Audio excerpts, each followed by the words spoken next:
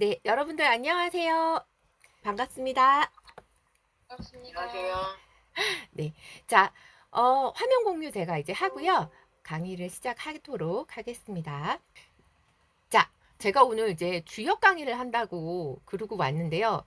여러분들 이제 주역 이러면 첫 번째로 떠오르는 생각이 아유, 세상에 누가 그 캐캐 묵은 고전을 그 한자 가득한 그 책을 공부한다고 혹시 그런 생각을 하시지는 않으셨나요?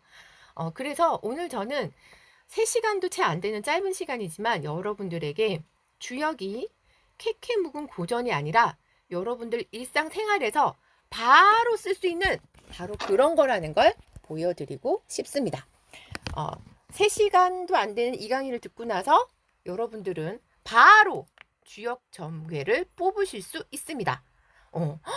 내가 뭔가를 하려고 하는데 될까요, 말까요? 아, 이번에 내가 뭔가 중요한 프로젝트를 하는데 잘 될까요? 안 될까요? 이런 것들. 네. 참고로 오늘 아침에 저도 일어나서 세수를 하고 마음을 정갈이한 다음에 주역계를 뽑아봤죠.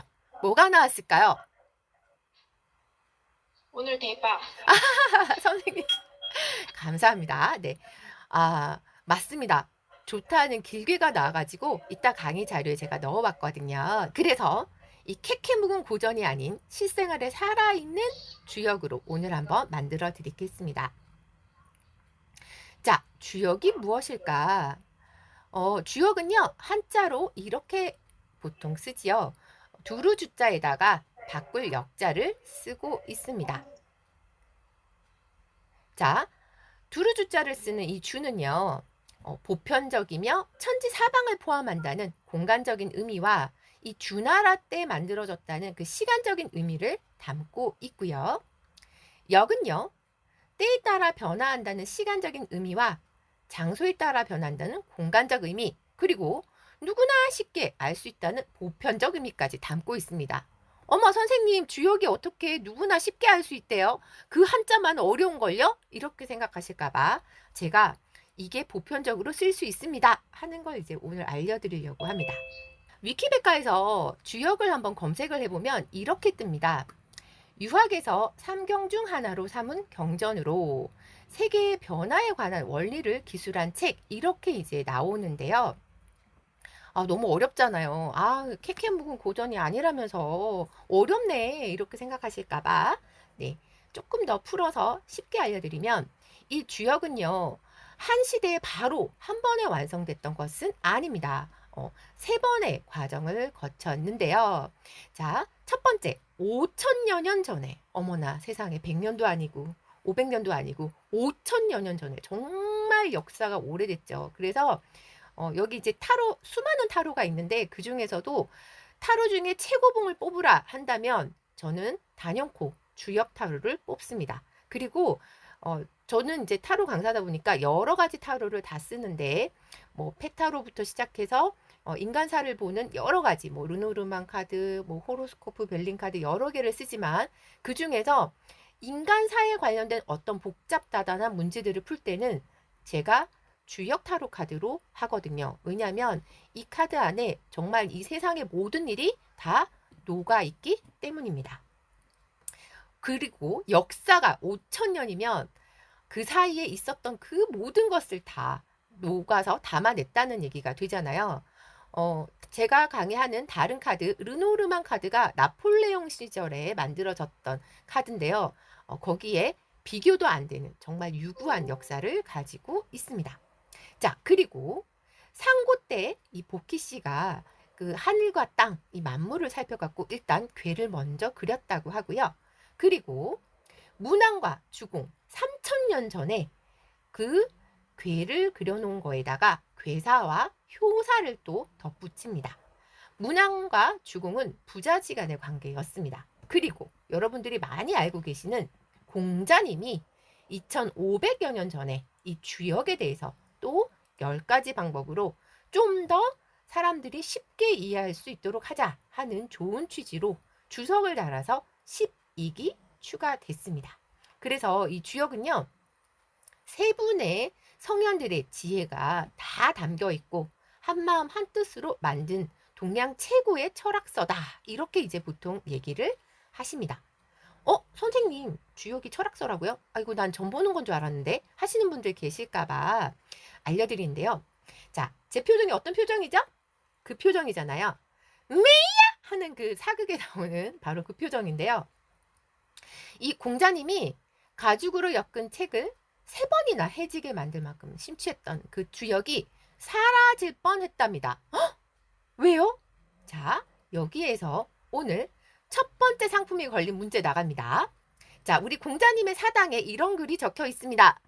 후세에 한 사나이가 내 사당에 들어와 모든 유품을 다 부수고 사구평대에서 죽으리라 하는 말이 적혀 있습니다. 어머나! 그렇다면 이 사나이는 누구일까요? 이걸 맞춰주시는 분께 제가 35,000원 상당의 주역 타로 카드를 선물로 드리겠습니다. 채팅창을 노려보고 있습니다. 만약에 여러분들 전 도저히 모르겠습니다. 아, 장비? 아, 안타깝게도 아닙니다. 좀 되게 유명하신 분입니다. 권력을 엄청나게 가지고 계셨던 분. 아, 힌트를 드리자면 뛰어난 사람들이 어머! 선생님! 축하! 정답 나왔습니다. 자, 잠깐만요. 선생님 이제 멈춰주세요. 자, 채팅창에 정답 알려주신 분 바로 확인합니다. 나중에 누가 첫 번째였는지 또 논란이 있으면 안 되기 때문에 자, 봅니다. 진시황이라고 남겨주신 우리 선생님 축하드립니다. 아, 오늘 첫 번째 선물을 가져가시게 됐네요. 맞습니다.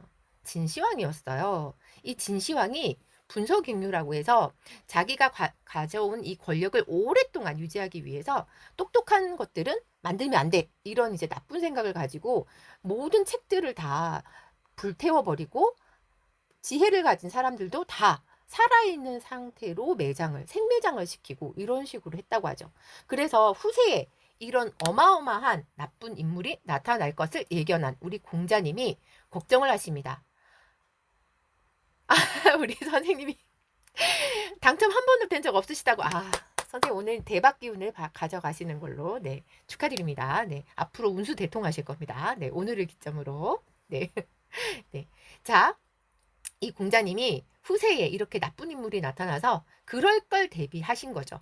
미래를 보는 해안이 있으셨기 때문에. 그래서 어떤 책으로 남겨야 이 진시황이 불태우지 않을까를 고민하시다가 아마도 이 진시황이 권력을 오랫동안 유지하기 위해서 오래 살려고 분명 몸에 좋다는 약은 다 찾아 먹을 것이다. 유명하잖아요. 불로초를 막 찾으려고 했던 그 노력들. 그리고 자기가 어떻게 하면 이 권력을 오래 유지할까가 궁금했을 테니 점을 볼 것이다를 예측하신 거죠. 그래서 이 주역을 점 보는 책 복서로 위장을 시킵니다.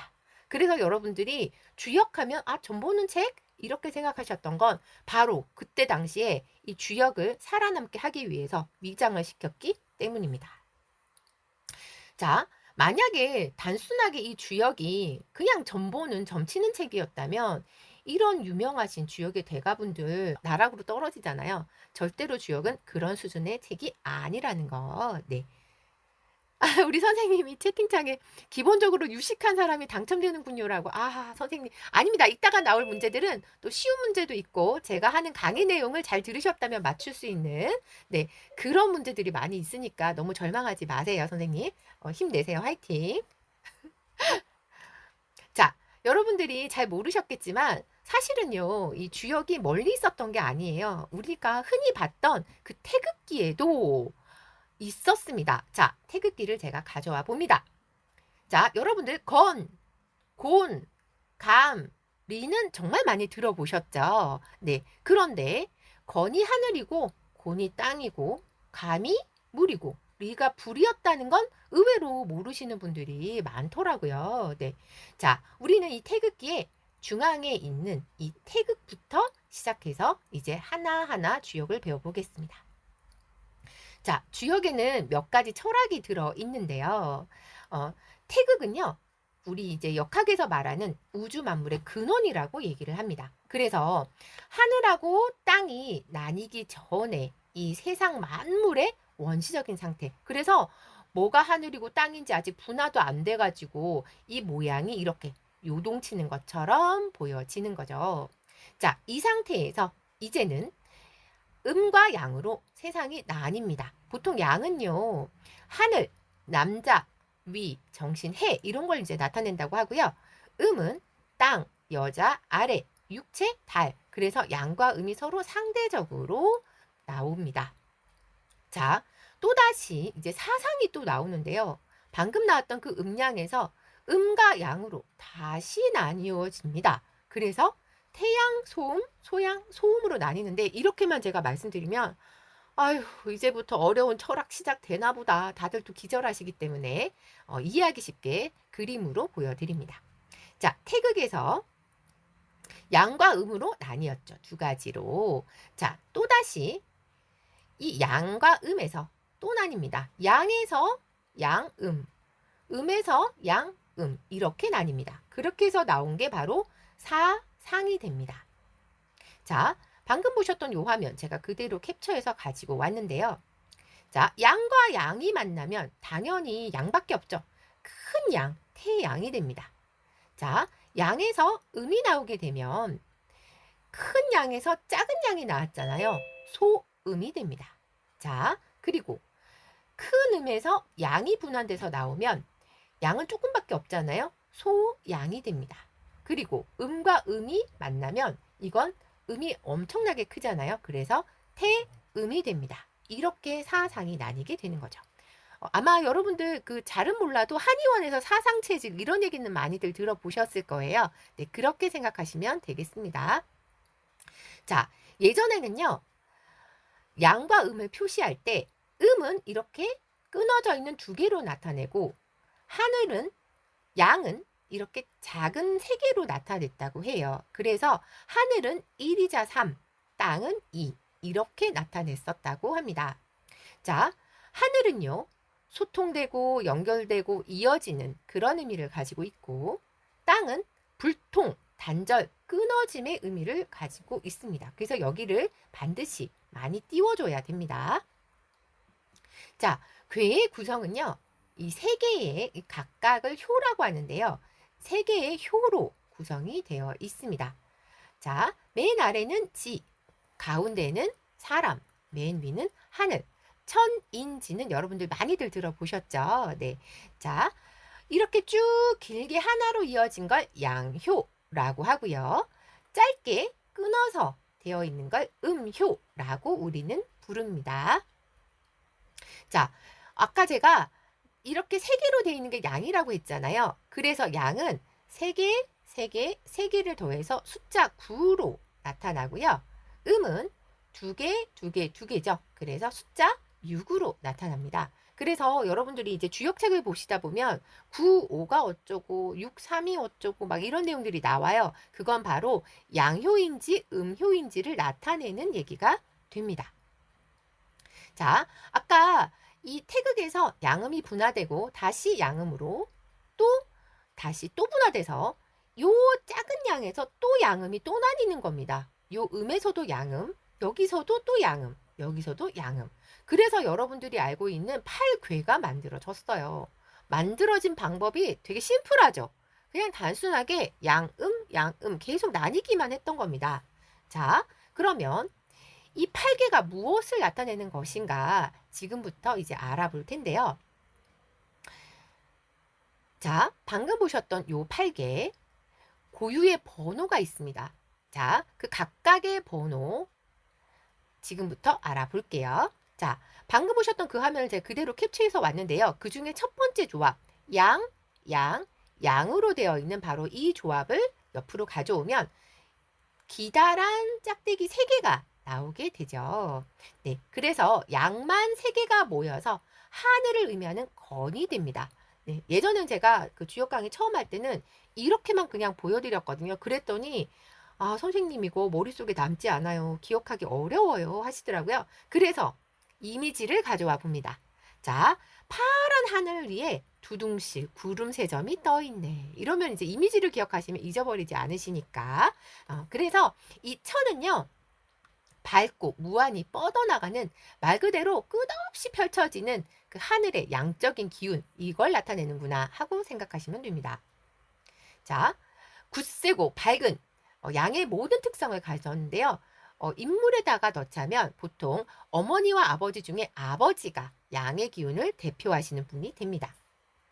자, 이번에는 두 번째 조합을 가져와 보죠. 양, 음이죠. 자, 가져와 봅니다. 양 두 개, 하나로 이루어져서 이번에는 연못을 의미하는 택이 되는데요. 자, 요걸 기억하기 좋게 또 이미지로 기억해 보시죠. 자, 연못은요, 땅 위에 이렇게 움푹 패여 있는 곳에 물이 고이면 생기는 거잖아요. 자, 그래서 단단한 땅 위에 움푹 패인 곳, 그래서 이게 연못이구나. 그래서 택이구나. 요렇게 기억하시면 훨씬 이해하기가 쉬워집니다. 자, 양기가 올라오는 그 위에 이렇게 패인 구멍에 물이 고여서 연못택이 되었다. 이렇게 기억하시면 됩니다.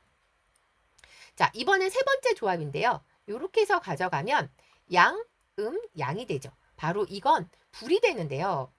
저도 처음에 주역 배울 때 그랬지만 이 화하고 수가 너무 헷갈리는 거예요. 자, 그래서 요거 기억하기 좋도록 여러분들에게 요령을 알려드립니다. 자, 여러분 불화자 아시죠?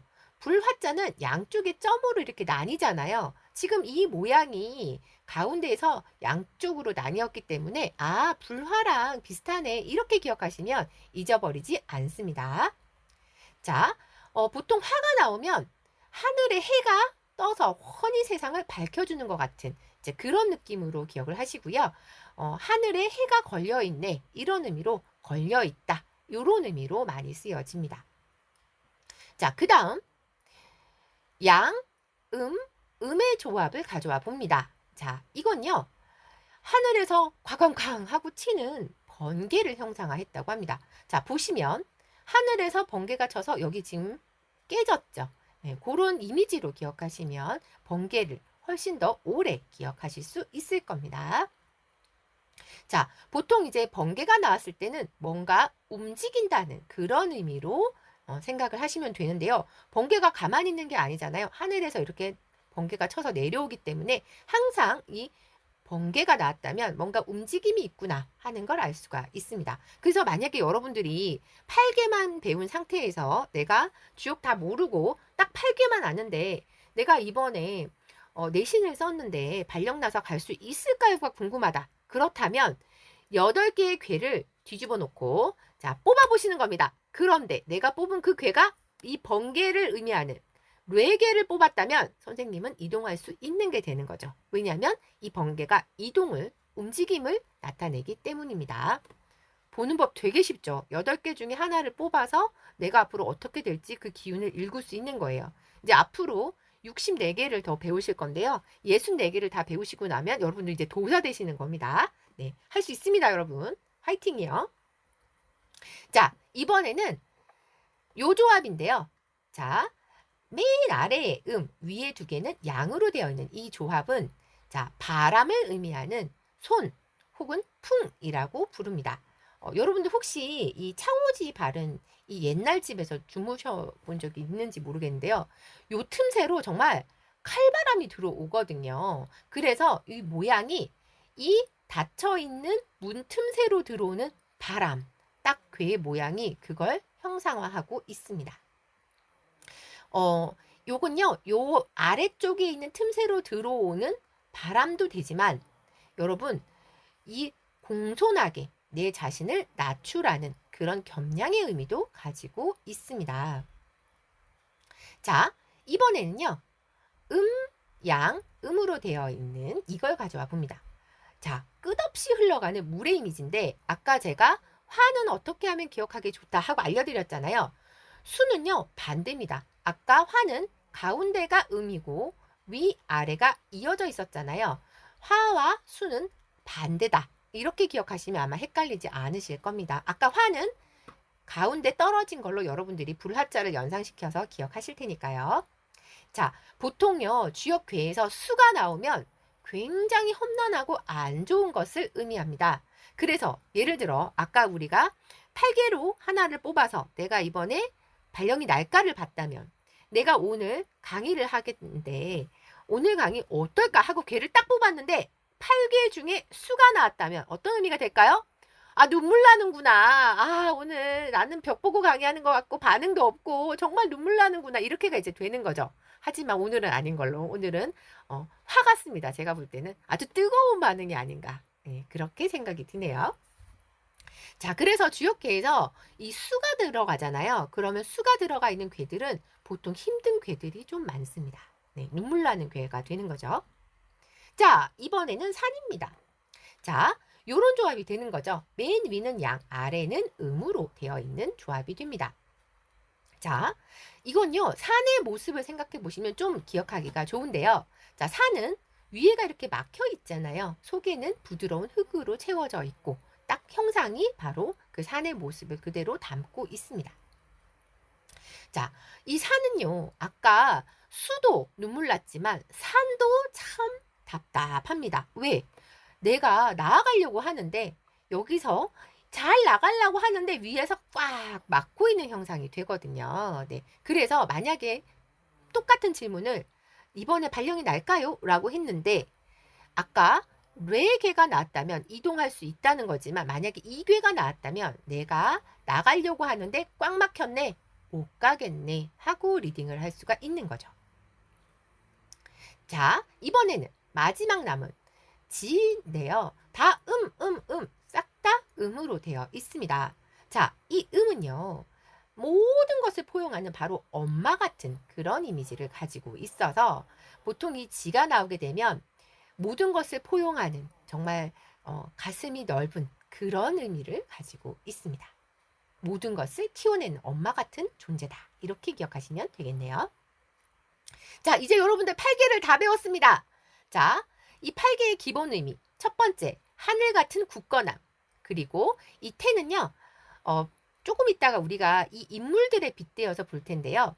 양은 남자, 음은 여자잖아요. 자, 그렇다면 여기 음을 의미하는 게 가장 마지막 순서. 자, 아래에서부터 벽돌을 쌓듯이 차곡차곡 올려가기 때문에 여자를 의미하는 음요가 마지막에 있기 때문에 소녀를 나타냅니다. 그래서 왜 어린 소녀들이 낙엽만 굴러가도 깔깔거리고 웃잖아요. 약간 그런 느낌의 의미로다가 기뻐한다. 이렇게 나타냅니다.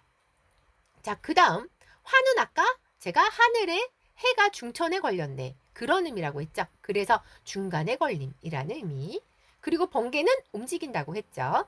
자, 소는 바람, 고개를 숙여서 아래로 들어가는 그래서 겸손의 의미도 가지고 있다고 했습니다. 자, 그리고 눈물 난다는 수가 나왔죠.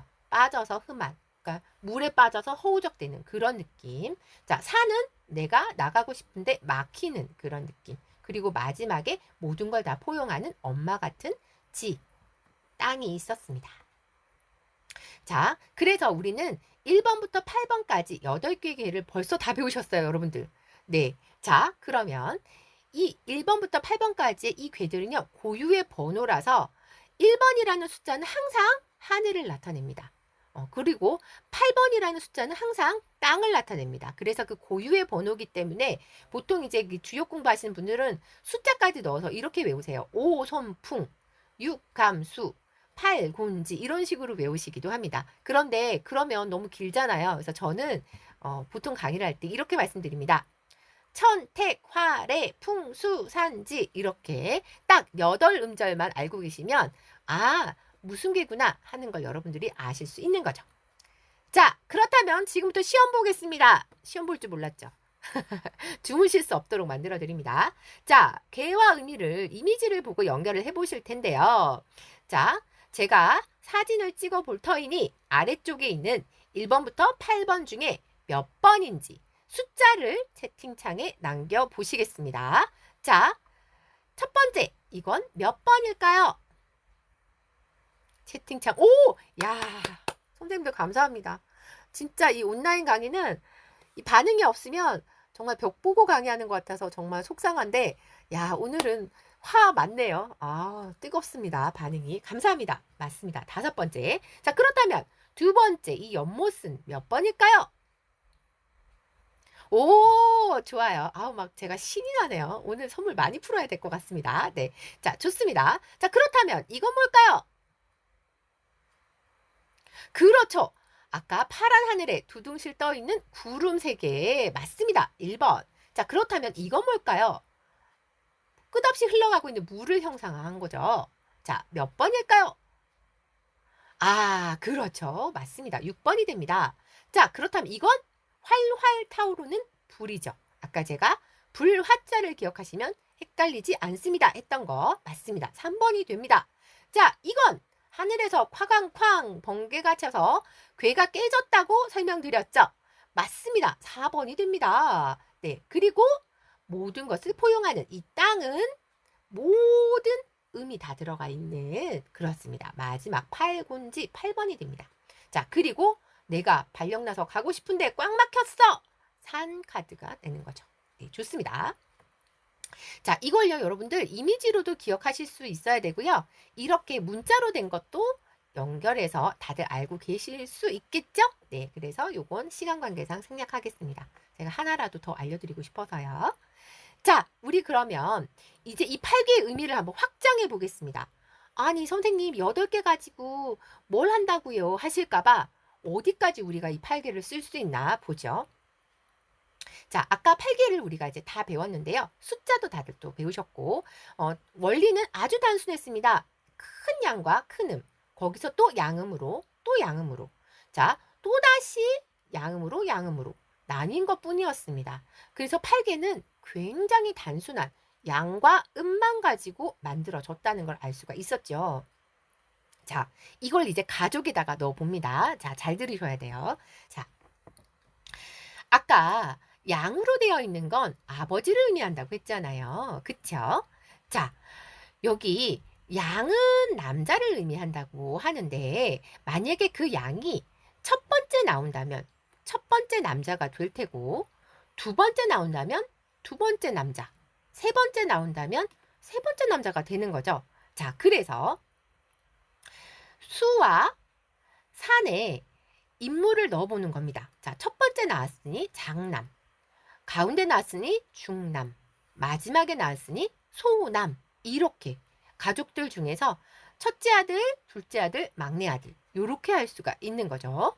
자, 아까 다 음으로 되어 있는 건 땅이었고 엄마를 의미한다고 했습니다. 자, 이번엔 똑같은 위치로다가 음효가 어디에 있는지를 보면 어떤 순서의 가족인지를 알 수 있습니다. 자, 그렇다면 음이니까 여자인데 첫 번째 여자, 두 번째 여자, 세 번째 여자가 되는 거죠. 자, 그래서 풍, 화, 택은요. 이렇게 됩니다. 장녀, 중녀, 소녀 이렇게 나뉩니다. 자, 개념 이해하셨나요? 네, 별로 어렵지 않죠? 아, 그냥 단순하게 양은 남자고 음은 여자고 그리고 괴가 아래서부터 벽돌 쌓듯이 차곡차곡 올라가니까 맨 아래에 나오면 첫 번째, 중간은 두 번째, 마지막은 막내. 너무너무 단순하고 쉬운 이론이죠. 좋습니다. 자, 그러면 얼마나 잘 하셨나? 또다시 시험을 봅니다. 네. 주무실 수 없도록 만들죠. 자, 그렇다면 천은 가족 중에 누구일까요? 너무 쉽잖아요. 당연히 아버지지. 그쵸? 자, 여기서부터 이제 헷갈리실 겁니다. 네. 아, 입력해 주신 분이 계시네요. 아, 역시 앞서가는 우리 선생님들 최고입니다. 최고. 자, 그렇다면 택은 누구일까요? 소녀잖아요. 네, 맞습니다. 소녀가 됩니다. 자, 화는 그쵸. 음효가 가운데 있으니까 중여가 되고요. 자, 뢰는 양이 첫 번째 있죠. 그래서 장남이 됩니다. 자, 풍은 음이 첫 번째 있죠. 장여가 되는 거죠. 여러분들 잘 들으셔야 됩니다. 왜냐면 곧 문제가 나올 거기 때문이지요. 네, 미리 복선 깔아놓고. 자, 나머지 문제는 제가 빨리 하겠습니다. 왜? 너무 잘 풀어가지고 경쟁이 치열할까봐. 네, 자, 다음으로 넘어가 볼게요. 자, 이제는 8개의 방위를 할 건데요. 자, 우리가 배웠던 이 8개는요. 방위도 정해져 있습니다. 동서남북으로 방위가 정해져 있는데요. 자, 그러면 어떻게 정해져 있나 한번 보도록 하겠습니다. 자, 우리 왜 예전에 사극 같은 거 보시면 동궁전에 뭐 이런 얘기 나오잖아요. 동궁전은 누가 있는 궁일까? 장남이 있는 궁이 됩니다. 그래서 그 나라를 이끌어갈 다음 세자가 거기에서 기거를 했던 거죠. 자, 그래서 각각의 동서남북뿐만 아니라 서북, 동북, 동남, 서남에 방금 배우셨던 그 8개의 궤가 다 들어가게 됩니다. 네. 자, 그래서 이거를 여러분들이 어떻게 활용하실 수 있는가? 지금부터 이제 볼 건데요. 자, 일상생활에 여러분들 지금 배우신 8개를 바로 활용하실 수 있습니다. 어떻게 하느냐고요? 자, 이렇게 하는 거죠. 자, 오늘 지금 여러분들 첫 시간에 8궤의 가족들과 방향을 배우셨는데 이 2개를 응용해서 여러분들 주역 인테리어를 하실 수 있습니다. 여러분들 집에 좋은 기운을 불러오는 인테리어를 딱 요걸로 하실 수 있는 거죠. 자, 그러면 어떻게 활용하는지 알려드리겠습니다. 자, 방금 전에 했던 가족과 방향을 연결해 봅니다. 자, 보면 어머니는 서남 방향이라고 나오죠. 그래서 제가 오늘 강의하기 전에 어제 미리 동영상을 보내드렸습니다. 여러분들에게. 자, 한번 보고 오세요 하고 미리 보내드렸는데 다들 보셨죠? 네, 보셨을 거라 믿고 강의 시간 중에는 보지 않겠습니다. 자, 만물상이라는 프로그램에 이 역학 풍수 전문가 김민철 교수님이 나오셔가지고 이제 풍수 인테리어를 해주시는 거였는데 여기 엄마를 의미하는 서남 방향에 이분한테 좋은 기운을 주는 뭔가를 걸어 놓으면 도움이 된다. 이런 내용의 동영상이었죠. 네. 자, 그래서 여러분들 집에 예를 들어서 왜 그 설계를 하다 보면 공간이 애매해가지고 뭐 일조권 이런 것 때문에 이렇게 벽면이 기울어지는 공간이 있을 수 있잖아요. 자, 어느 방향으로 기울어졌는지를 보시고 그 기울어진 그 기운을 바로 잡는 걸로 보강을 시켜주시는 겁니다. 예를 들어서 동남 방향이 이렇게 기울어졌다. 그렇다면 동남을 의미하는 손괴를 여기다가 걸어주시면 안 좋은 기운을 바로 잡아준다고 합니다. 자, 만약에 북쪽이 이렇게 기울어진 집이다. 그렇다면 북쪽을 의미하는 이 감개를 걸어주시면 그 기운을 막아준다고 합니다. 자, 욕실 같은 경우에 이제 설계를 하다 보면 공간이 부족해서 이렇게 모난 곳들 많이 생기잖아요. 그 방향이 어딘지를 보시고 서쪽 방향이라면 태괴를 걸어주시고 자, 동북 방향이다. 그렇다면 간개를 걸어서 그 기운을 좋은 기운으로 바꿔주는 게 되는 거죠. 별로 어렵지 않죠. 자, 특히 또 다락방 같은 경우에 이렇게 기울어지는 경우 굉장히 많잖아요. 이럴 때도 서남 방향이다 한다면 지괴를 걸어서 기운을 보강시켜 주는 거죠. 자, 만약에 그게 동쪽이라면 진괴를 걸어주시고 이런 식으로 여러분들 주역을 여러분들 일상생활에 활용하실 수 있습니다. 자, 주역을 여러분들 일상생활에 활용하는 방법 생각보다 쉽죠. 부족처럼 사용하실 수도 있습니다. 부적이라는 게 별게 아니거든요. 내가 좋은 에너지를 담아서 이 사람한테 어떤 좋은 영향을 주고 싶다는 마음으로 정말 순수한 마음으로 뭔가를 써서 준다면 그게 바로 부적이 되는 거기 때문에 그래서 예전에 저한테 이제 자미두수를 가르쳐 주신 스승님이 지갑에 사모님이 써주신 편지를 꼬깃꼬깃 접어서 넣고 다니시더라고요. 그러면서 하시는 말씀이 나한테는 이 편지가 부적이다 이렇게 얘기를 하시더라고요. 그분이 부적도 엄청 잘 쓰시는 대가인데도 불구하고 사모님이 써주신 그 편지가 부적이라고 얘기하실 정도면 부적이 어떤 의미를 가지는 건지 아마 여러분들 이해가 되실 겁니다. 자, 그러면 우리 여기까지 하고 잠깐 10분간 휴식 시간을 가지고 돌아오시면 주역 인테리어에 어떤 게가 좋은지 다시 또 더 상세히 알려드리겠습니다.